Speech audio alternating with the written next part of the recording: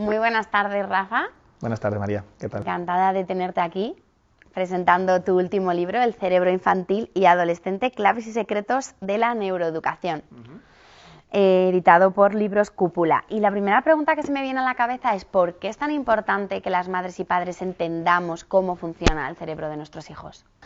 Yo creo que el hecho de que mamá y papá sepan, aunque sea de manera muy básica, María, pero que sepan cómo funciona el cerebro, y a lo mejor esto en media hora, 1 hora, 2 horas, ¿no? Es decir, no hace falta invertir mucho tiempo, de manera muy básica, cómo funciona el cerebro, eso les puede dar unas pautas prácticas para poder comprender mejor a sus hijos. Entonces, si yo veo que mi hijo está llevando a cabo una conducta, está en medio de una pataleta, o mi hijo adolescente no quiere hablar conmigo, si yo soy capaz de meterme en su cerebrito, ¿no? Y soy capaz de entender qué tipo de conexiones se están dando o cuáles no se están dando, voy a poder hacer una atribución mucho más adaptada a lo que realmente está ocurriendo, ¿no? Que a veces lo que hacemos, María, es que no hay quien entienda a este niño, ¿no? Entonces, si conocemos el funcionamiento cerebral, vamos a poder interpretar mejor su conducta y luego también, de cara al futuro, María, vamos a poder realizar o poner en marcha unas expectativas o unos objetivos que sean más realistas, no pedirle a nuestros hijos que lleguen a alcanzar objetivos que no están preparados, ¿no? debido a sus habilidades o debido a su momento vital, ¿no? Si te parece, Rafa, vamos a poner un ejemplo, ¿no? Para que nos entendamos todos de algo que, si no entendemos cómo funciona el cerebro de nuestros hijos, vamos a cometer un error, no vamos a entender bien una conducta y, en consecuencia, no vamos a saber reaccionar bien las madres y padres, acorde a cómo deberíamos reaccionar. Vamos a poner un ejemplo como muy claro que todo el mundo entendamos.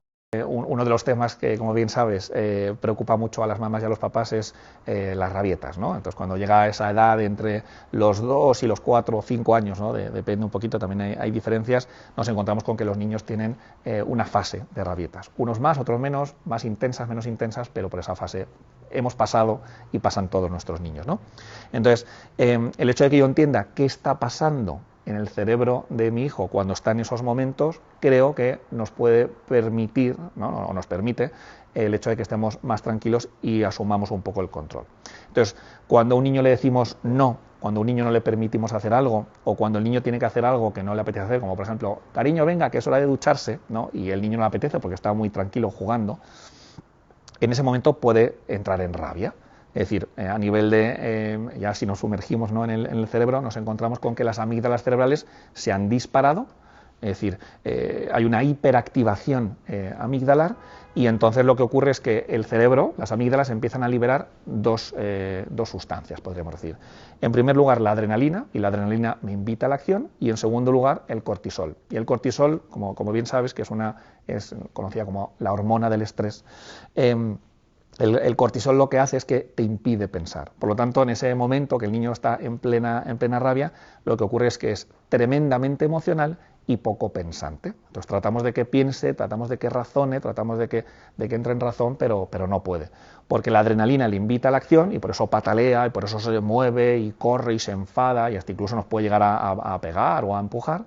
Y en segundo lugar, no puede pensar. Entonces yo creo que conocer todo esto, María, nos permite ajustar nuestras expectativas, nos permite poder comprender esta conducta y que no es algo personal, sino que es algo cerebral, podríamos decir, ¿no? Y otro ejemplo también muy sencillo, más cortito, tiene que ver, por ejemplo, con la hiperactividad, ¿no? Decimos, ay, es que este niño es que es hiperactivo, es que no para quieto. Bueno, pues esto que estamos describiendo a nivel conductual se debe a un correlato psicofisiológico a nivel cerebral, ¿no? Es decir, que toda conducta tiene su raíz en el cerebro. Entonces, este niño que decimos que no para quieto, que no se puede controlar, que no se puede gestionar, es porque a nivel cerebral, una vez más, las amígdalas cerebrales, que tienen mucho que decir en la conducta de nuestros hijos, y de las nuestras, por supuesto,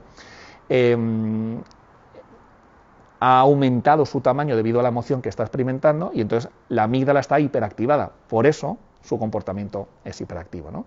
Entonces, si somos capaces de dedicarle un tiempo a conocer cómo es el cerebro de nuestros niños, podremos comprender mejor sus actos, sus conductas. Podremos entender que una rabieta no es un niño retándonos, sino que es algo totalmente lógico, ¿no? Tú lo decías una vez en uno de nuestros eventos, creo, en uno de los webinars, que es tan normal que un niño tenga una rabieta como que un niño se haga pis en la cama con 1 año porque no es capaz de controlar los esfínteres, ¿no? Sin embargo, lo fisiológico lo entendemos muy bien, Sin embargo, a veces nos cuesta entender que un niño tenga una rabieta y no lo vemos algo lógico, pensamos que el niño nos está retando, que es un mal educado. Sin embargo, es algo totalmente normal. Si leemos el libro y entendemos el cerebro, pues podremos entender esta conducta. Rafa, tú hablas en el libro del cerebro infantil y el cerebro adolescente. El cerebro infantil ya de por sí es un incomprendido, por lo que hemos contado, porque no somos capaces los adultos de ponernos en el lugar de un niño, de cómo está en ese momento desarrollado su cerebro, pero el cerebro adolescente quizás sea más incomprendido aún. Más todavía, ¿no? Si cabe. Sí, tenemos más información sobre, y más estudios neurocientíficos sobre cómo es el funcionamiento del cerebro infantil, aunque, bueno, ya está en el subtítulo del libro, ¿no? Los secretos, ¿no? Los laberintos y los rincones que guarda el cerebro que aún no conocemos, ¿no? Que están por descubrir. Pero estoy de acuerdo contigo, María, en que la etapa adolescente y el cerebro adolescente lo desconocemos, pero tenemos mucha información, ¿no? O sea, de lo que se trata es de poder informar y poder sensibilizar a mamás, a papás y a los profes de la etapa de secundaria y de bachillerato de cómo es su cerebro, ¿no? Y es cierto, ¿no? que si supiéramos y pudiéramos dedicarle un tiempo con cariño, ¿no? a formarnos y a informarnos qué ocurre en la etapa adolescente, seríamos capaces de conectar mejor con nuestros chicos adolescentes. Tú alguna vez pones una metáfora, ¿no? de que el cerebro adolescente es como un móvil que se está reseteando, ¿no? ¿Nos puedes explicar un poquito más esto? Sí, a ver, bueno, yo creo que como todos estamos metidos, unos más y otros menos, en los dispositivos tecnológicos, ¿no? Vivimos en una sociedad y en un mundo muy tecnológico, suelo hacer metáforas y símiles, ¿no? Para poder entender esto bien, ¿no? Bueno, pues cuando recibimos una notificación en nuestro teléfono de actualización disponible, en el momento en que yo acepto llevar a cabo esa actualización en ese momento, el teléfono deja de funcionar, es decir, no puedo hacer llamadas, no puedo recibirlas, no puedo entrar en el WhatsApp, no puedo entrar en Internet, el móvil no está disponible. Eso es lo malo, ¿no? Que durante ese tiempo que se está actualizando el teléfono, yo no puedo acceder al teléfono y no puedo disfrutar de las aplicaciones que disfrutaba hasta hace unos minutos. Pero eso es lo malo. Pero la parte positiva, María, es que una vez que acabe esta actualización, vamos a poder tener un móvil mucho mejor, unas actualizaciones mucho más preparadas y mucho más limadas, ¿no? Y más adaptadas a las que teníamos antes. Esto mismo es lo que ocurre en la etapa adolescente. Que claro, la diferencia entre el móvil es que dura unos minutitos, ¿no? y en la etapa adolescente dura unos cuantos años, ¿no? Que a algunos papás y a algunas mamás se les hace eterno, ¿no? Y la verdad que hay situaciones muy, muy delicadas, ¿no? En la etapa adolescente. Pero lo que le ocurre al cerebro adolescente es que no es el cerebro de hace unos años, no es un cerebro del niño, pero tampoco es un cerebro del adulto. Y por lo tanto se está haciendo ese proceso de reconfiguración. Es como si, metafóricamente, tuviéramos unos obreros, ¿no? en el cerebro adolescente que están creando carreteras, que están asfaltando y que están tratando de conectar las distintas zonas cerebrales. Y mientras tanto, ¿no? como esas obras y esas carreteras cerebrales, sobre todo se están haciendo en la parte más alta, ¿no? En lo que es el ático del cerebro, en lo que se conoce como el neocórtex, como eso se está actualizando y está poco operativo, claro que hay momentos en que nuestros adolescentes conectan, razonan y, por supuesto, faltaría más, ¿no? Pero lo que suele estar siempre disponible es la parte inferior, ¿no? Es el sótano del cerebro. Y sabemos que el sótano del cerebro, que esto lo explico en el modelo pedagógico de los cuatro cerebros, es un cerebro más instintivo, más impulsivo, más inconsciente. Y por eso no comprendemos, ¿no? Cuando nuestros adolescentes, fíjate cómo se pone, y vaya maneras, y qué retador, y qué emocional, y cuánto le gusta lo novedoso y todo lo que tiene que ver con elementos o con circunstancias que son nuevas para ellos, ¿no? Porque lo que domina, en esencia, es ese cerebro inferior. Y lo que se está actualizando es el cerebro superior, funcionamiento ejecutivo, ¿no? En definitiva. Por eso les cuesta más concentrarse, por eso les cuesta más planificarse, controlar sus impulsos, ¿no? Y entonces nos quejamos, ¿no? Los papás y los profesionales de, es que fíjate, ¿no? Mi hijo, mi paciente, mi alumno adolescente. Y se debe a que se está actualizando, sobre todo la neocorteza, ¿no? El neocórtex. ¿Cómo podemos hacer las madres y padres para favorecer un correcto desarrollo del cerebro de nuestros hijos? Porque nosotros tenemos mucho que hacer en esto, no es algo que venga genéticamente en el ADN, ¿no? Sino que madres y padres podemos ayudar a que nuestros hijos o incluso perjudicar el desarrollo correcto del cerebro. Bueno, tú sabes, María, que a mí me gusta decir que cuando hablamos de crianza y cuando hablamos de educación no hay contexto neutro. Es decir, no hay algo que podamos hacer, no hay una intervención que podamos llevar a cabo con nuestros hijos y con nuestras hijas que no vaya ni a sumar ni vaya a restar. Todo suma y todo resta. Podrá sumar un 10 sobre 10 o podrá restar 1 sobre 10, pero siempre, ¿no? Entonces, bueno, si nos centramos en el cerebro de un neonato, que pesa en torno a 350 gramos, con el paso del tiempo ese cerebro va a ir creciendo. Es decir, genéticamente hay una línea que marca el desarrollo del cerebro, pero como tú bien decías, María, no basta con esos planos del edificio, ¿no?, sino que hay que poner los materiales, y los materiales los ponemos nosotros, ¿no?, como adultos. Entonces, la parte buena es que los planos están, la genética está, y la parte negativa, que la podemos convertir en positiva, es que en función del ambiente donde se esté desarrollando este chiquitín, este neonato o este niño de 6 meses, vamos a desarrollar un cerebro sano o vamos a desarrollar un cerebro no tan sano. Si mamá y papá, si los adultos que rodeamos a este chiquitín, tan inmaduro, tan indefenso, tan maleable, hacemos una labor suficientemente buena, no hace falta ser aquí perfectos, lo que vamos a hacer es que vamos a desarrollar un cerebro sano. Pero si mamá y papá tienen dificultades para regularse emocionalmente, no tienen capacidad empática, no están presentes, no sintonizan con sus necesidades y por lo tanto no se las pueden cubrir, hasta incluso mamás y papás que tienen, bueno, pues trastornos psiquiátricos, claro, que tienen depresión, que tienen trastorno bipolar, que tienen esquizofrenia, que tienen un trastorno del apego, difícilmente no van a poder, si no se pueden regular ellos, si no se pueden hacer cargo de ellos mismos, como para hacerme cargo de mis hijos. Y eso, la probabilidad, como bien sabes, de que mi hijo, como se está desarrollando en un ambiente no sano, no suficientemente bueno, las consecuencias las vamos a tener ahí, ¿no? O sea, la parte buena del cerebro es que es maleable, es que es influenciable. Ahora, tenemos que ver en qué contexto, ¿no?, en qué lugar se está desarrollando. Hablas en el libro de los buenos tratos, ¿no? Habitualmente se habla de los malos tratos, tú hablas de los buenos tratos para un correcto desarrollo del cerebro. ¿A qué te refieres exactamente con los buenos tratos? Los buenos tratos es lo contrario de los malos tratos, ¿no? Como tú bien dices, afortunadamente estamos todos muy sensibilizados en nuestra sociedad y en nuestros entornos y sabemos perfectamente lo que son los malos tratos, ¿no? Los malos tratos físicos, los malos tratos emocionales, hablamos de negligencia, hablamos de abuso, es decir, hablamos de muchas situaciones, ¿no?, que pueden generar mucho sufrimiento y un desarrollo cerebral no sano, ¿no?, que desequilibre la salud mental.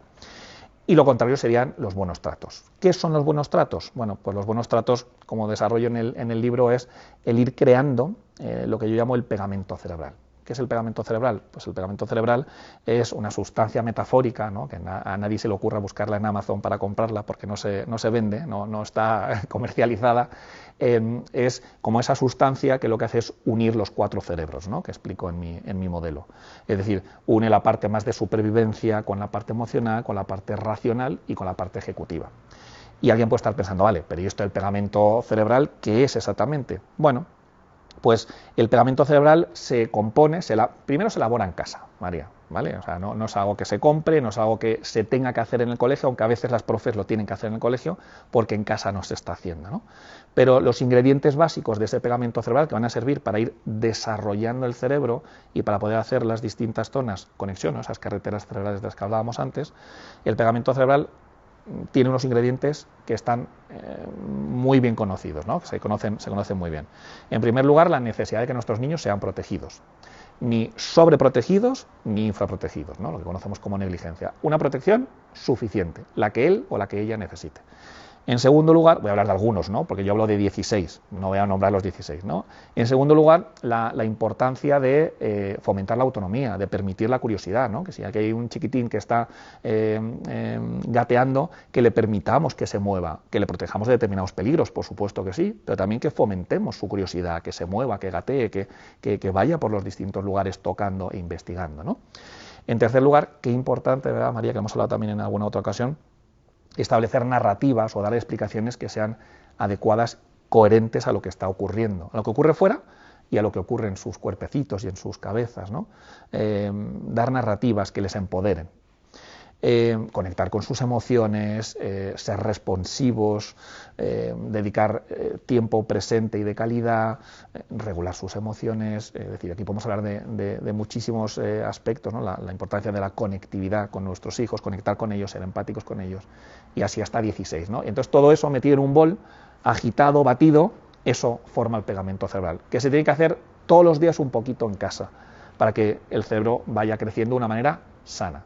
Si no tenemos esos ingredientes, no hay pegamento cerebral. Y si no hay pegamento cerebral, lo que va a predominar en este chiquitín, o no tan chiquitín, que hay muchos adultos donde predomina sobre todo los cerebros inferiores, que son más impulsivos, con dificultad para regularse, dificultad para concentrarse, y claro, estos niños puede generar muchos problemas, entre ellos dificultades académicas. A veces decimos que este niño tiene dificultades académicas porque tiene déficit de atención, porque tiene TDAH. Y no siempre es así, ¿no? Habrá que ver qué otras circunstancias están provocando eso, ¿no? Rafa, en el libro hablas de que existen metafóricamente, ¿no?, 4 cerebros, que tú a cada uno de ellos le das un color. Ahora me gustaría que nos explicaras brevemente qué consiste cada uno. Y el cuarto cerebro, ¿no?, que es el que se encarga de las funciones ejecutivas, que son aquellas que tardan más en desarrollarse, ¿no? El cuarto cerebro es el último que se desarrolla y es lo que hace que nuestros hijos se impida concentrarse, ¿no?, planificar, lo que has dicho tú, controlar las emociones, y por eso las madres y padres tenemos que ayudarles y sobre todo entender que ellos no puedan hacerlo. ¿Puedes explicarnos de una forma sencillita esto, para que las madres entiendan esto que yo acabo de resumir, explicando los 4 cerebros? Sí.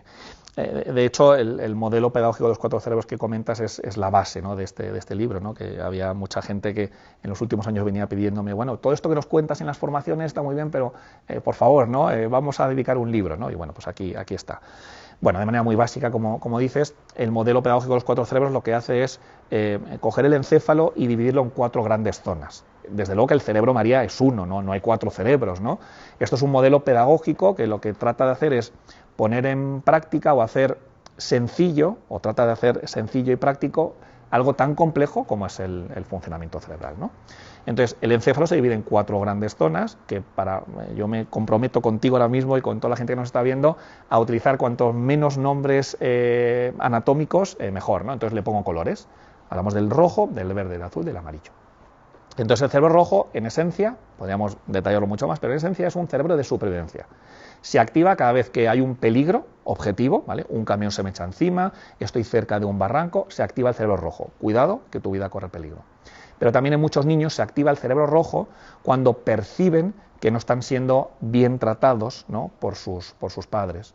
Ahí se activa el cerebro rojo, ¿no? Entonces estos niños que rinden mal en el colegio y pensamos que tienen problemas ejecutivos, ¿no?, que es el cerebro amarillo, que no estudian, que no dedican el tiempo suficiente y que en realidad están en supervivencia, ¿no? Están metafóricamente como si el tigre estuviera detrás de ellos y se están jugando la vida.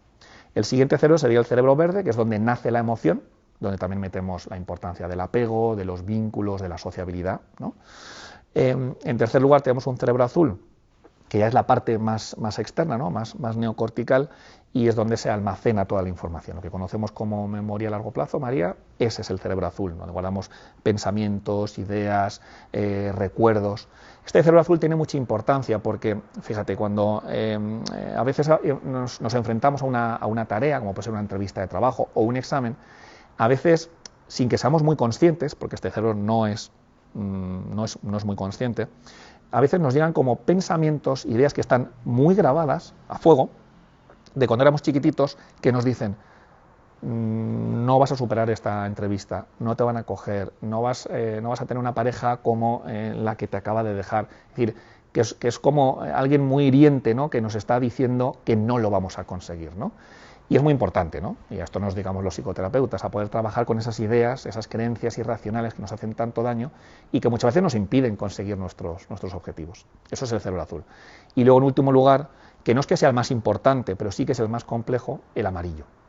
¿Por qué no es el más importante? Porque tan importante es que yo me pueda concentrar en los deberes de lengua como que evitar que este camión me atropelle, ¿no? Con lo cual, los 4 son igual de importantes. Pero sí que es cierto, María, que el cerebro amarillo, el ejecutivo que está justo aquí detrás, es el que se encarga de coordinar a todos. Entonces se sientan los 4 cerebros alrededor de la mesa y entonces lo ponen en común, a ver qué dice el de la supervivencia, a ver qué dice el emocional, a ver qué dice el racional y a ver qué decido yo como ejecutivo. Entonces, en esencia, este es el modelo que tiene muchas aplicaciones prácticas. Es decir, pues, yo utilizo este modelo para explicar la importancia o cómo regulamos las emociones, lo utilizo para explicar el TDAH, y lo he utilizado recientemente para explicarle a mi hija, con unos personajes, ¿no?, adaptados de los 4 cerebros de Arantxa, para explicarle a mi hija y para retirar el pañal, ¿no? O sea, se puede utilizar para muchas cosas. Cuando hablas del cerebro amarillo, aquí es donde están las funciones ejecutivas, lo que hemos hablado antes, la capacidad de concentrarnos, la capacidad de esforzarnos, ¿no?, de aplazar una recompensa, de controlar una emoción, ¿no?, porque la emoción surge en un cerebro, ¿no?, que es otro, digamos, pero tú puedes controlarlo con el cerebro amarillo. Y a esto podemos ayudar, ¿no?, las madres y padres podemos ayudar a nuestros hijos a desarrollar esta zona de su cerebro para que cada vez se concentren mejor, planifiquen mejor, aplacen mejor la recompensa. ¿Puedes darnos algunas claves de cómo podemos las madres y padres fomentar que nuestros hijos, por ejemplo, se concentren mejor?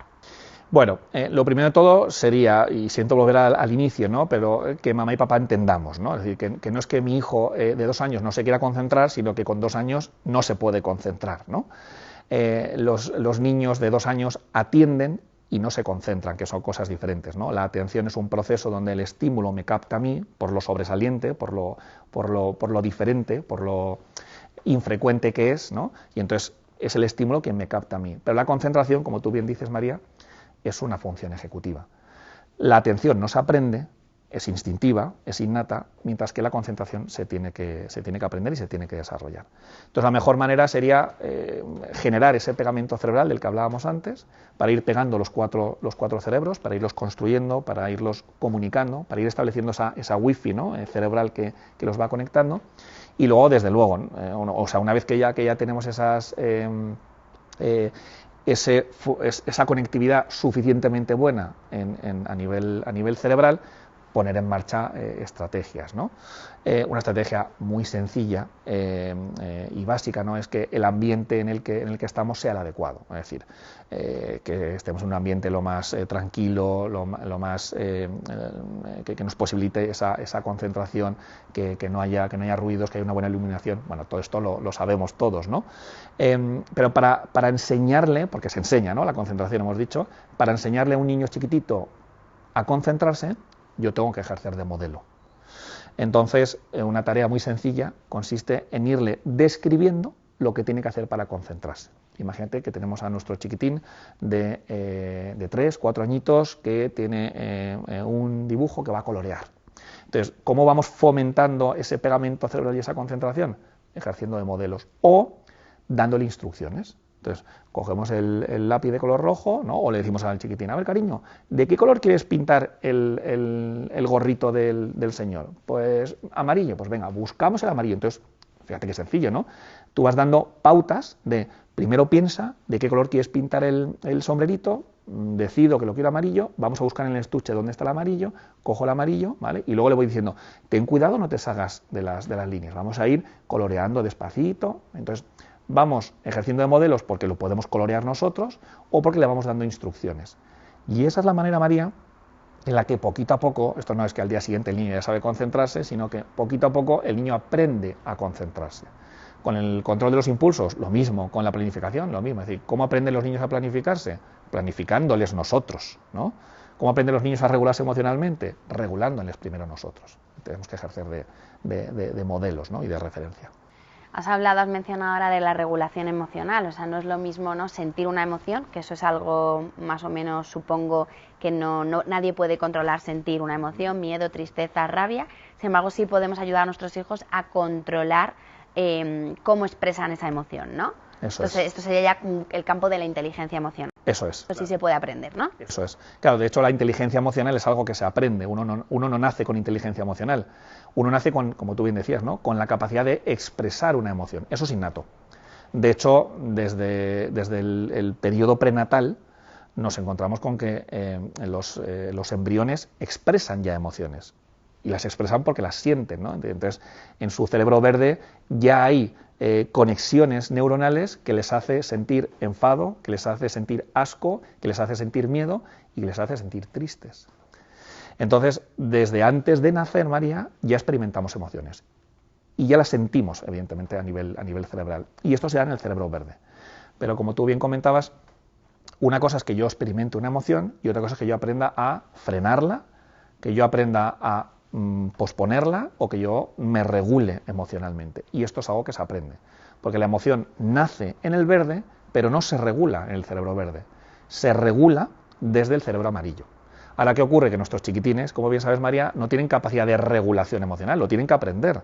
Entonces, si aquí tenemos a un chiquitín que está muy enrabietado o que siente mucho miedo ante el acontecimiento X, como no tiene suficiente capacidad para regular, porque su corteza frontal, la zona que regula las emociones, no es ni suficientemente madura, ni tiene suficiente práctica, ni tiene suficiente fuerza de hacerse cargo de esa emoción, necesita de un adulto que sí que tenga esa corteza frontal, ese cerebro amarillo suficientemente desarrollado para regularle al niño. Entonces el niño pequeño no se puede autorregular, necesita de un adulto que te lo regule. Y en estos intercambios, ¿no?, de señales y de wifi, es cuando el niño va aprendiendo y va desarrollando su corteza frontal, su zona de regulación emocional. Por lo tanto, la inteligencia emocional, en esencia, es aprendida. Lo que no se aprende es sentir y expresar una emoción. Y lo que hay que enseñarles, mediante nuestra corteza frontal, nuestro cerebro amarillo, es a regular dichas emociones y a diferenciar emoción de conducta. La emoción siempre es legítima, es normal que estés enfadado, y la conducta habrá que valorarla. No te puedo permitir y no me parece bien que hayas empujado a tu hermana. Son cosas muy diferentes. La emoción es del verde y la conducta es del amarillo. Y lo que yo trabajo es el amarillo, no trabajo el verde. No le puedo decir no sientas miedo o que no te dé vergüenza, ¿no? Eso se tiene que legitimar y se tiene que permitir siempre. Y yo trabajo con la conducta. Eso sí. Rafa, y algo que seguramente se estarán preguntando muchas madres y padres, ¿cómo afectan las nuevas tecnologías, las tabletas, los móviles, las videoconsolas, la tele, al correcto desarrollo de nuestros hijos? La verdad que afectan, ¿no? Pueden afectar para bien o pueden afectar para mal en función de cómo nosotros, como adultos, lo gestionemos desde nuestra corteza frontal, desde nuestro cerebro amarillo. Los dispositivos tecnológicos han llegado ya hace unos cuantos años a nuestras vidas y afortunadamente han llegado para facilitarnos muchos aspectos, para permitirnos mucho ocio y mucha sociabilidad, y un buen uso de estos dispositivos puede ser positivo, ¿no? Pero esto es como un coche, ¿no? Es decir, ¿y un coche es bueno o es malo? Bueno, pues el coche te permite muchas facilidades y te cubre muchos aspectos de tu vida, pero un mal uso del coche puede ser catastrófico, ¿no? Puede ser terrorífico. Entonces, a mí siempre me gusta decir, María, que los dispositivos tecnológicos dentro de lo que es la vida del cerebro, que tiene millones de años, no suponen nada, ¿no? Acaban de aterrizar, ¿no? Prácticamente. Y desde hace millones y millones de años hemos estado acostumbrados a no necesitar, ¿no? A no tener que trabajar con dispositivos tecnológicos. La clave aquí está en no irse ni a un extremo ni a otro, ¿no?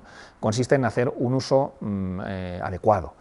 Cada familia, cada pareja, cada situación tiene sus coordenadas, ¿no? Y cada uno al final hace en esta vida lo que buenamente puede, ¿no?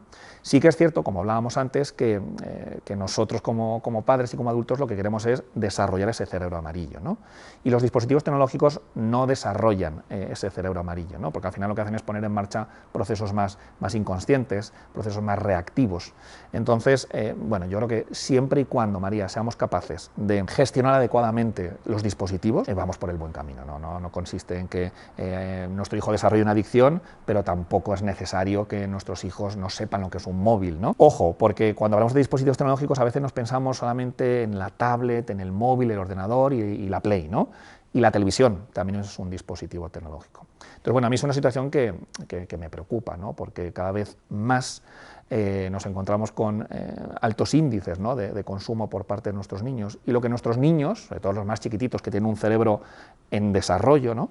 Lo que necesitan en realidad es tocar, es palpar, es estar en contacto, es mirarnos a los ojos, es socializar de esa manera, no con las tecnologías, ¿no? Entonces, bueno, es verdad que la OMS, ¿no? como bien sabes, recomienda un uso entre el nacimiento y los 2 años, recomienda que no haya pantallas, ¿no? Esto que se ha denominado así con el eslogan de 0 pantallas, y bueno, yo dado que conozco, ¿no? afortunadamente el funcionamiento cerebral, suelo prolongar un poquito hasta los 6 años, ¿no? Porque en esos 6 años es donde se está produciendo una mayor proliferación de neuronas, una mayor conectividad, un mayor desarrollo cerebral, y entonces siempre recomiendo, en la medida de lo posible, que voy a repetir, que todo me parece respetable, porque cada familia tiene sus circunstancias, siempre recomiendo que hasta los 6 años no haya pantallas. Porque, Rafa, sí, en grandes rasgos hemos dicho que el abuso de las pantallas va como en detrimento del desarrollo del cerebro amarillo, ¿no? ¿Esto en qué se podría materializar? ¿De qué estamos hablando? Para que lo entendamos así todos. Bueno, estamos hablando, María, de que todo lo que no sea desarrollar el cerebro amarillo va a implicar que las funciones que están ahí asentadas no se van a desarrollar de una manera suficientemente buena. Es decir, un adolescente que tiene un excesivo uso de dispositivos, móviles, tablet, ordenador, videojuegos, televisión, sea lo que sea, eso va a ir en detrimento de su buen funcionamiento ejecutivo. ¿Y esto qué es? Dificultades para concentrarse, dificultades para controlar sus impulsos, por lo tanto se va a mostrar de una manera más agresiva y más impulsiva, dificultades para planificarse, dificultades para tener una buena velocidad de procesamientos, como si fueran más lentos pensando, y en definitiva, de regulación emocional, ¿no? Es que parece que Juan está como muy irascible últimamente, es que está a la que salta, es que no se le puede decir nada, ¿no? No quiero decir que siempre que se describa esto se deba a los dispositivos, pero se puede ver, ¿no? Y luego también, por supuesto, daños colaterales, ¿no? Falta de descanso, es decir, que al final dedican mucho tiempo a las pantallas y eso les resta horas de sueño, ¿no? Sabiendo lo importante que es el descanso, sobre todo en nuestros niños pequeños y en los adolescentes, ¿no? que es fundamental. Entonces va en detrimento de las funciones que tenemos que desarrollar que están en nuestro cerebro amarillo. Pues, Rafa, ha sido súper interesante esta charla contigo, entender un poquito más, conocer más en profundidad el cerebro infantil y adolescente, este nuevo libro que acabas de publicar, Claves y secretos de la neuroeducación. La verdad es que es un libro muy completo donde vamos a conseguir las madres y padres muchísimas pautas y vamos a entender mejor cómo funciona el cerebro de nuestros hijos y en consecuencia vamos a poder ser mejores madres y padres, seguro. Así que, Rafa, ha sido un placer. Muchísimas gracias por estar una vez más en Educar es Todo. Gracias a ti, María. Muchas gracias.